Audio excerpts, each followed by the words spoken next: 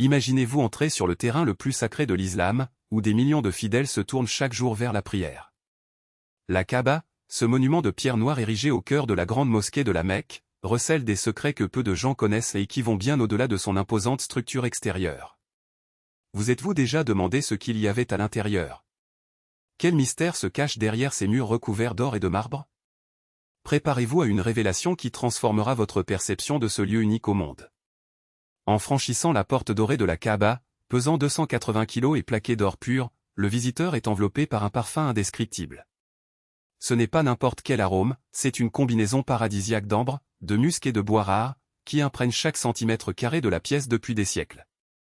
Cette essence ne provient pas d'une bouteille ordinaire, mais d'un caveau ancien et mystérieux, caché à l'intérieur de la Kaaba. Mais avant de découvrir votre histoire, regardez le sol sous vos pieds. Il est recouvert de marbre rarissime, incrusté de pierres précieuses, provenant de coins reculés de la planète. À un endroit précis, une plaque de marbre sombre marque l'endroit exact où le prophète Mahomet, que la paix soit sur lui, a dit ses prières. Les murs intérieurs, également recouverts de marbre, affichent des versets du Coran gravés en argent, brillant dans la douce lumière qui traverse les fenêtres. 4 colonnes en bois, résistantes au temps depuis plus de 13 siècles, soutiennent le toit de la Kaaba. Ce ne sont pas des troncs ordinaires, ce sont des morceaux d'arbres si rares qu'ils seraient aujourd'hui considérés comme des trésors archéologiques. Et là, dans un coin, une petite porte dorée appelée Bab al-Tawba mène à un escalier qui monte jusqu'au toit. Une fois par an, lors d'un rituel de purification, la Kaaba est lavée à l'eau et au savon, parfumée à nouveau avec de l'ambre et du musc, et reçoit un nouveau manteau, le kiswa, brodé à la main avec des fils d'or et d'argent, dans un travail qui prend des mois. Mais la véritable énigme réside au centre de la Kaaba, une voûte antique, découverte dans des circonstances dramatiques. Sous le règne du calife Omeyyade Abd al-Malik ibn Marwan, la Mecque fut assiégée et la Kaaba subit de graves dommages.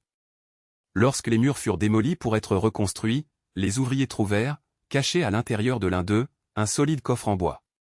Lorsqu'ils l'ont ouvert, ils sont tombés sur des reliques qui racontaient des histoires oubliées, des fragments de pierre de l'époque du prophète Abraham, des restes de l'ancien Hajar al-Aswad, des parchemins contenant des écrits anciens et même des pièces de monnaie de civilisations passées. C'était comme si le temps s'était arrêté là, préservant des morceaux de l'histoire sacrée. Et ce n'est pas la seule fois où des trésors ont été découverts. Lorsque le prophète Mahomet, que la paix soit sur lui, entra à la Mecque la 8e année de l'Hégire, il ouvrit la Kaaba et trouva à l'intérieur des statues d'idoles et des images païennes. L'un d'eux, notamment, représentait le fils du prophète Abraham, Ismaël, sculpté dans du bois de palmier. Le prophète ordonna de les détruire tous, en disant « Dieu a maudit ceux qui ont fait des images d'Abraham ».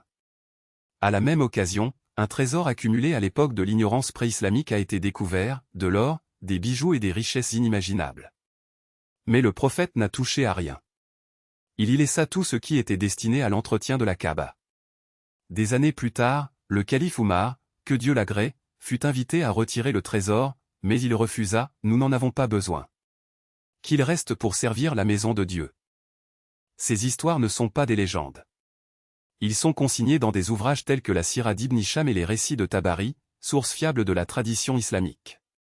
Maintenant que vous connaissez ces secrets, ne ressentez-vous pas une envie encore plus grande de visiter ce lieu sacré? D'être là, là où l'histoire et la spiritualité se rencontrent?